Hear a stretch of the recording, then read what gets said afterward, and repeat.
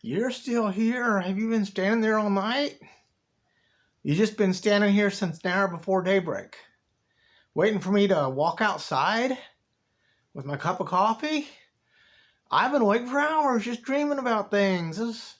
You're still here. I never thought I'd see you again in my life. You better come in and sit down. You've been standing here too long. Come on in.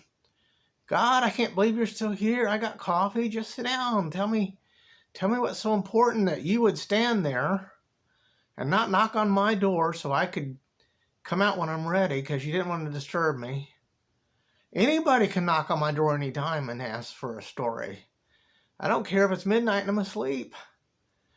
And you say I told you the most important story. I told you the story that when you go back and put it in the paper in New York, you can have any job writing for any paper that you want. And if you want to retire and write books, you're that good a writer. If you can just all you got to do is get back and report that story and you got everything you want. And you didn't get on the train and go back to New York and you walked me all the way home and we talked until you said you had to walk back. And I put my mule away and I went to sleep and you're the one person I never thought I would see again in my lifetime. Nobody has ever come as far to hear a story so they could go back and write it, because it means everything. You're the one. You're the only person I never thought I'd see again, because you got the most important story in your life the last time you could get it. And you're only 20 and you did what it took to spend the rest of your life writing stories. And you waited one more day. Well, tell me why. Tell me what's so important that you would come to a home that you could knock on any time and come in, and you wait till I come outside and I don't even know you're here. You love to write. You're writing for a newspaper because you want to retire and write books. And that's your favorite thing is writing. Well, I love to tell stories, but I never wanted to write one down and make other people read it. I guess that I'm the last one that can tell a story this good. And you're the first one that'll try this hard to get a good story and get it back and report it. I'm the last man standing, and you're the first one to arrive. You're the one who did it by accident. You're the one who found out there was gold in California by accident, and it was your property and you didn't make any money. I cannot believe that I would see you again. As bad as you wanted to see me, I wouldn't be alive by the time you came back. And you waited because you got to hear one more story. Sonny, I've never felt so needed in my life, and there was never anything easier to do. I can tell you, I can talk all day and all night about what you want to know if you can stay awake. Okay, all you want to know is about that long distance trek that made me the legend, where I walked as far as I could and I got as much sleep as I could, and I woke up and I went the rest of the way and only 200 people lived.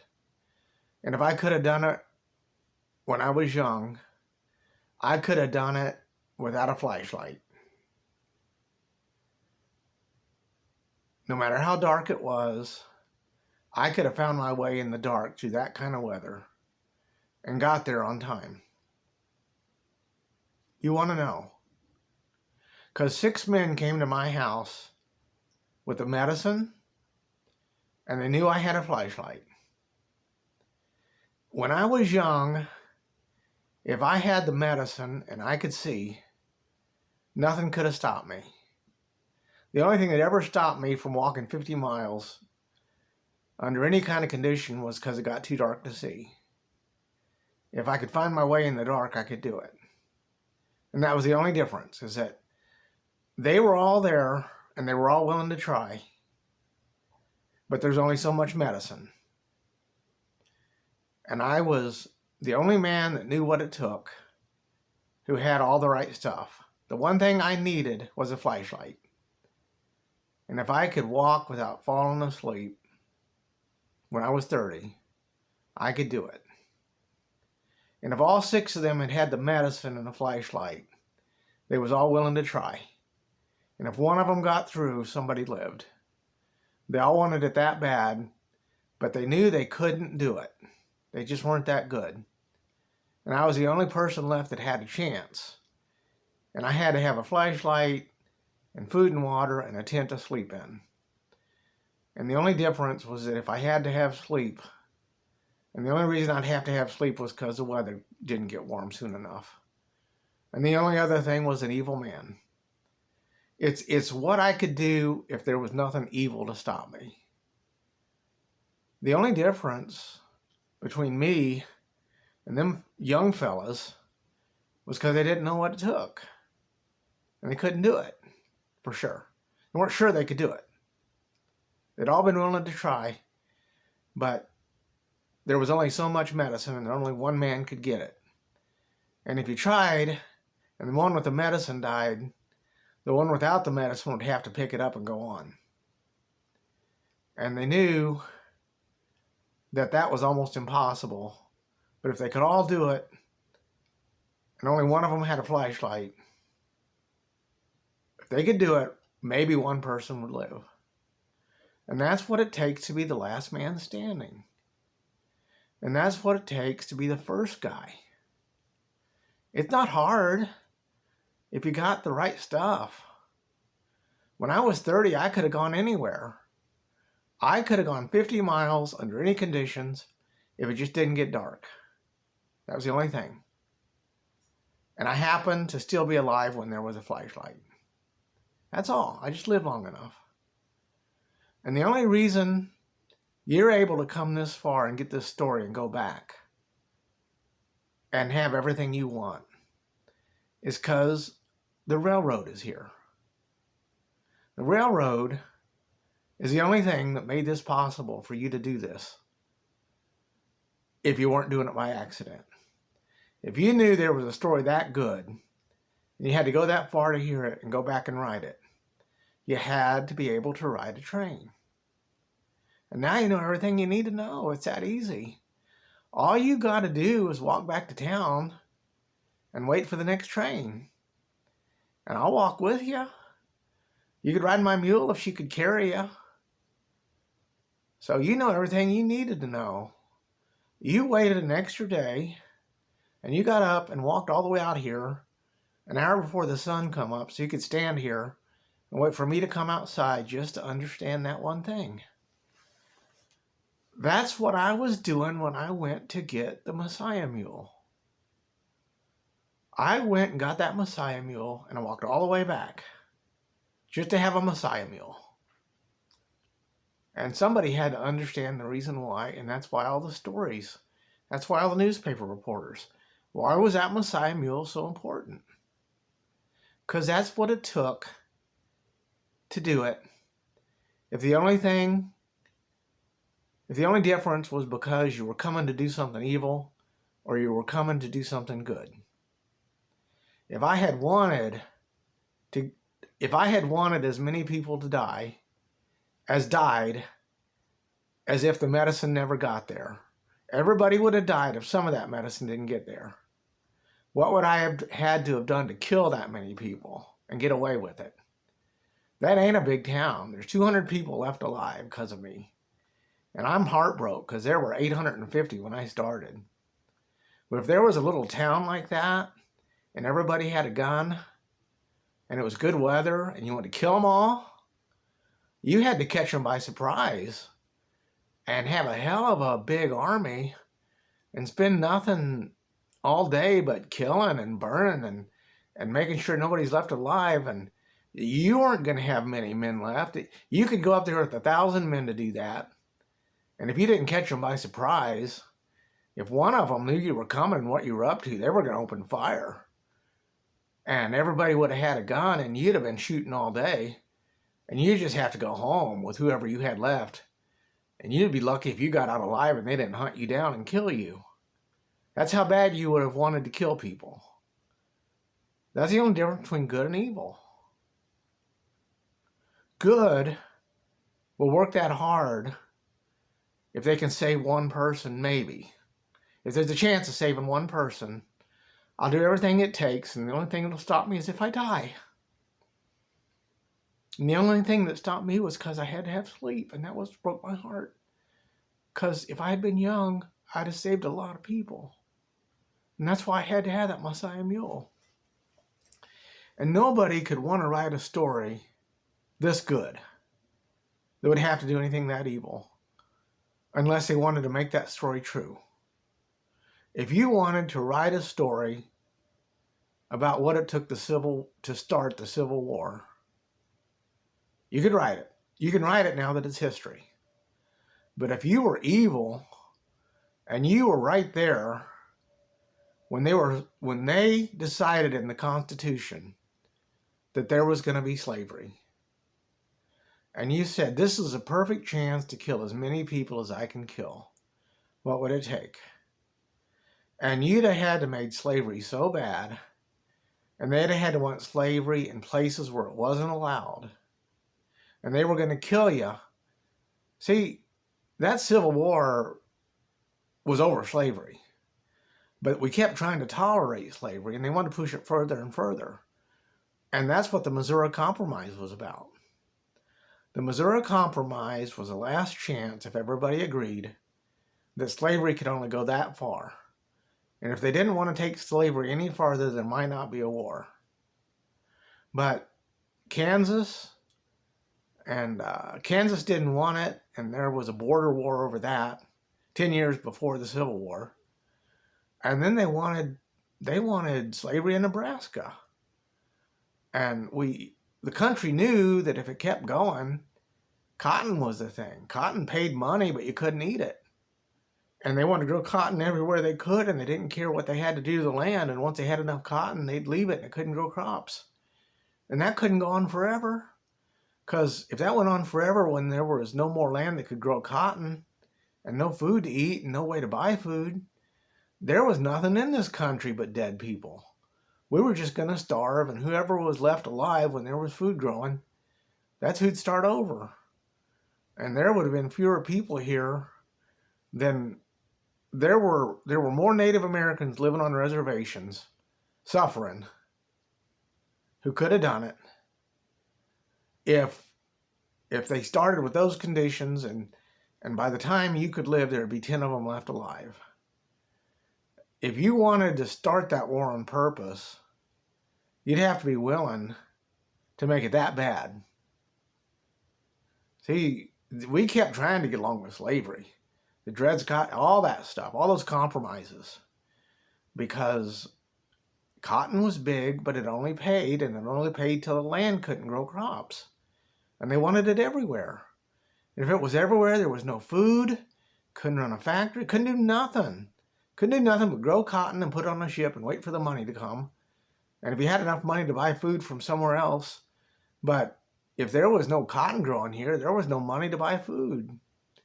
I know that they say they fought slavery so slaves could be free and vote and have equal rights. And some people believed in that. But there's a lot of people in the North that hate black people. And they hate them so much, you can't figure out what the Civil War was for. Like, if you live in Illinois and you hate black people, Illinois fought for the Union. There were people in Missouri that fought for there were more people in Missouri where slavery was acceptable who fought for Union than fought for the Confederacy. 110,000 Missourians fought for the Union, and 40,000 fought to keep slavery going. And most of the people that fought for the Union wanted slaves. And the South fought hard to get Missouri, and they lost it. They lost it because they lost the Mississippi-Missouri River complex. That's how valuable Missouri was. And that was over in the first few months of the war. There was no way to get Missouri by the time we figured out how to get to Vicksburg. And we had Vicksburg before the war had hardly started. That's how bad they needed Missouri, and Missouri fought for the Union. That's why evil can only go so far. You're only going to put up with it till you can't stand it. And if everybody's evil, there ain't no world. Everybody's dead and starved to death. And if there's a hell, everybody went to hell. See, that's what it takes to be evil. When evil's all you want, and you can do all the evil you can and you're a mastermind. And that's what it takes to do good. If good is all you want, and you're a mastermind. And for evil to win in this world, everybody's got to die. Nothing can grow. And if there's such a place as hell, everybody died and went there. But if there's such a thing as good, and that happened, and anybody went to heaven, everybody's dead. There ain't nothing left that can grow. Who's in heaven? The people that didn't want to do it. The people that wouldn't participate, and they starved to death. It was so terrible. They just wouldn't have part of it, and they'd rather starve. See, that's the difference. If you want to be that good, you can be that good. But you got to want it that bad. And you'll do all the good in the world if you're just smart enough. Well, I knew how to walk that far. That's all I knew. And I wanted to be good. And that's the best I could do if there was no evil. But if I was a mastermind, if I knew how to talk people into living peaceful, and I was that good at it, if I could talk evil people out of being evil, we'd have peace on earth. All it would have to take to have peace on earth was for there to be no evil. And for that to happen, you got to have a man who's good enough to talk to an evil man who's doing it for fun. And he's going to do it till he's in hell. You don't care he's having so much fun. He knows he's going to hell, but it's too much fun. If you could change the mind of a man like that, stop doing what's the most fun to go to the worst place. You'd have to convince him that you go to heaven for killing people for fun. That's why there's a war. An evil man convinces a good man that this one time it's the right thing to do. The only evil people who accomplish anything are the people that can trick good people into doing evil things. And that's how hard it is to get a good story, Sonny. And I know that when you get back to New York City, you'll write an even better story. And you know you can do it. And when you hand that story to your editor, it's going to publish. And he'll tell you, any story you want to write about, I'll publish it. Just keep writing stories that good. And then the only thing that you got to do is for somebody else to publish your stories. And for so many people to publish your stories and pay you so much that you got all the time in the world you want to write a book that'll sell. And you write the best book you can, and maybe somebody will buy it. If the most important thing to you is to work as hard as you can to write a good book that somebody will buy, you've done it. You've done it. You know what it takes. And the only thing that'll stop you is because you can't find somebody to buy your book. And there ain't many people buying books for big money and advertising that you got it for sale. And so many people will want to buy it that they'll buy it. And that guy gets rich. You're that good a writer. Now you got to be a salesman that can get to the guy that makes that decision. The guy who thinks he knows what a good book is and will pay $1 million for it. You got to write a story that good and hope that guy sees that book. And you work as hard as you can after this and doing what you're doing for the love of it. If it don't happen, you wrote 100 books that nobody wants to read and you're the happiest man in the world. Now, I just got one question for you. If you work all that hard and write that many books and nobody buys it, are you going to be happy? And you can't answer that question until you've done it. You can't answer that question until you wrote the last good book that you can write. And you can't write a book no more. You've written all you can write. You're too tired to write a book. You might write a poem or a short story that somebody might like. But it's only luck that's going to make people want to buy your book. And if there's that many of your books laying around when you're dead, and somebody preserves them, and somebody finds them 300 years later, that book will sell. It'll be history. It won't sell for much. It's like, that's an interesting thing. If only we had known. If only we had known that all it took to save the world was a flashlight. See? Now you know. All it takes to save the world is to tell a good story. You can save the world if you can tell a good story and convince everybody that it's true. If you can write a book of fiction so good that if it were true, if people said, if we could just make this true, and I did it. If the only thing that could save people was a flashlight, everybody had a flashlight when I did it. But nobody had one when I started. Everybody's been able to figure out why there's good and evil if they try long enough. They're just doing it for fun, evil people. That's the hardest part to explain. Why would you do it for fun if you're going to suffer for it? And there's people that like to have fun. They're doing what they're doing for fun. And I walk for fun. I don't kill people for fun. But there's people that the favorite thing is to kill somebody. Them are the people that are the best generals when there's a war, the best president when there's a war. And you find the best soldier you can get that don't want to do it. He don't want to do it for the money, but he believes in the cause. You couldn't pay him enough to do it. The only people that fought against slavery that would have done it for free weren't getting paid. And they wouldn't get hung for desertion if it was just too much and they had to sneak away. They would do it if they were the only one doing it. If there was one chance to end slavery and one man would do it, he would do everything he could until they killed him. Okay, you're that good a writer. You got it now. All you got to do is sit on that train and think about how you can do everything you want to do for the rest of your life, but it may not make any money and nobody might ever know. And that's what I had to do. All I wanted was to save them people. And that broke my heart. And I had to get that Messiah mule. And everybody wanted to know the story. Why was a Messiah mule so important to an old man when a Messiah mule was the least likely mule anybody would want? And that was the littlest Messiah mule that could do it. And the only place to get one was in Missouri. And you had to get there on the most expensive horse you could buy. And that was an Arabian. And the only better horse than that was a Mustang that somebody had caught wild and gentled to ride. And you couldn't find none of them. The best horse I could find was an Arabian. And he cost the most. And he got there and I traded him. And that was the least expensive mule. You could almost give that mule almost happened by accident. The only reason to have a mule like that and keep it was because it was a pet. And it was hard to get people to part with their pets. But if I gave somebody enough good reason to part with their pet, they'd do it. And that mule, she was just living on a farm where the wrong thing happened.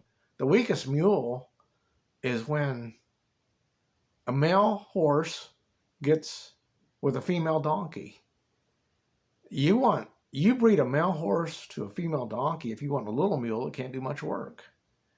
If you get one of those on purpose, you tried hard, but it only happens by accident if you can't keep the male horse away from the female donkey, and that happened on that farm.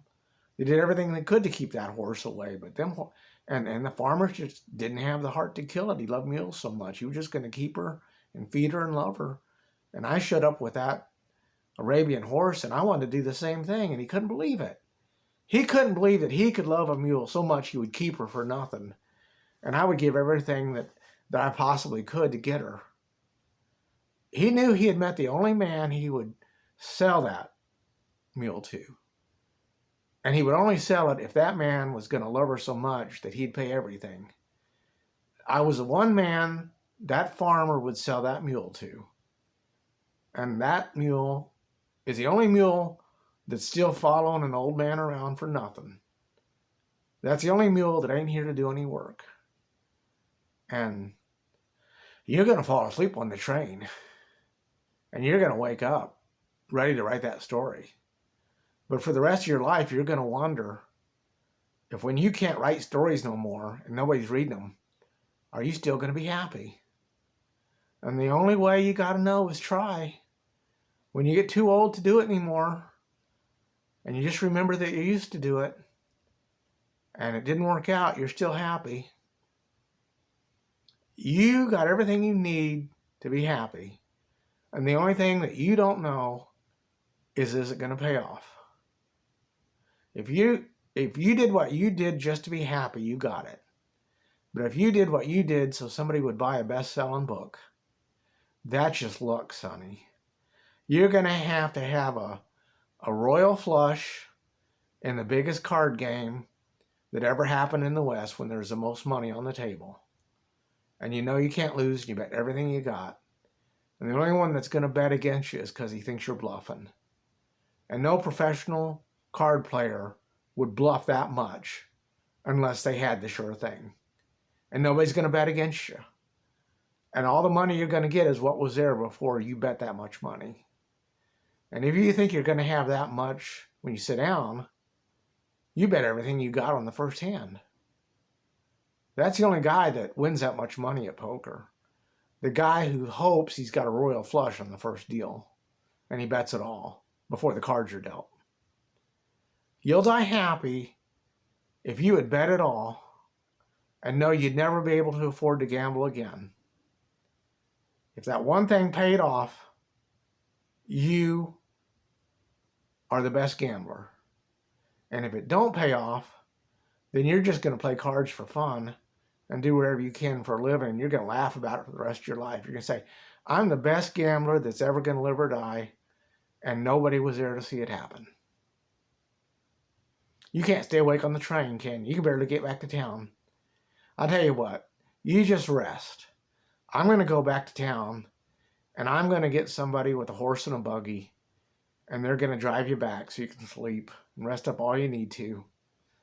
And whenever you get on the train, you can do it. And that's the story you come for, sonny. You know everything you need to know to die happy, except one thing. Will it pay off? If you're not happy when you die, it's because it didn't pay off and you didn't make any money. And it wasn't what you love the most. If what you love the most is writing, you got what you want. But if what you love the most is writing and getting paid for it, you ain't going to be happy unless the book sells.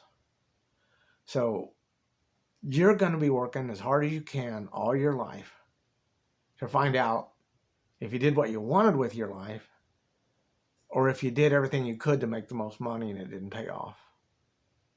Your heart's broke, sonny, because you know that's the rest of your life.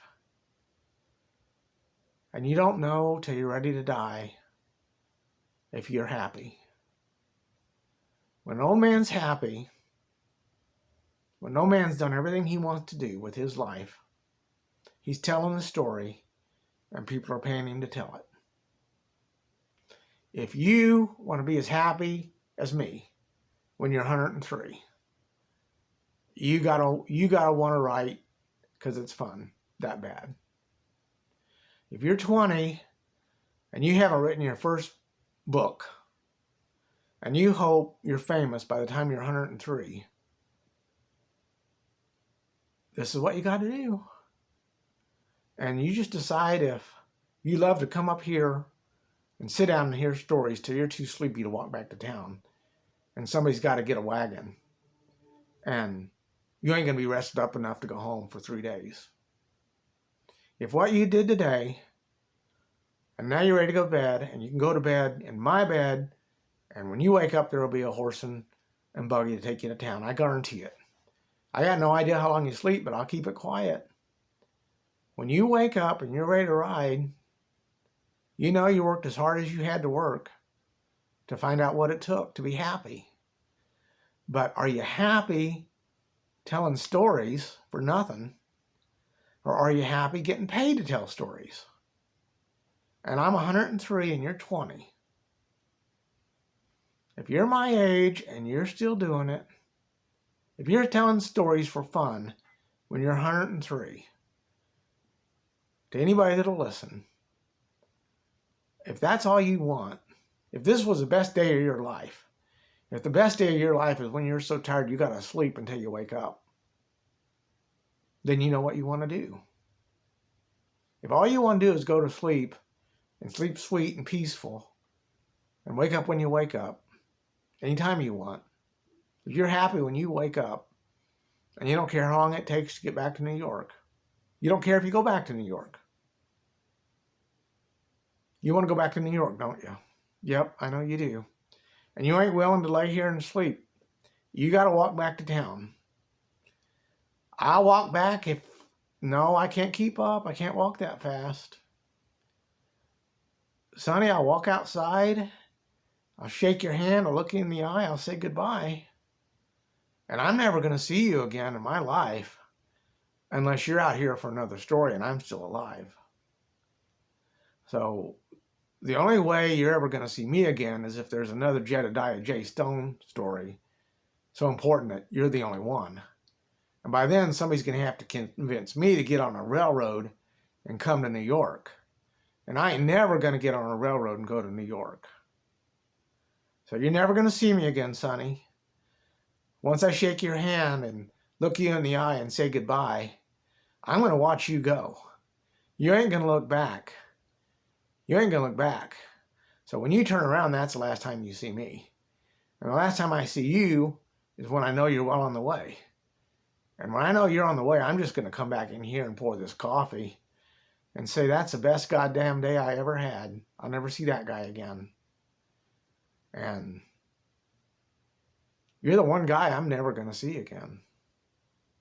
You're the only person I know I'll never see again. And it don't matter.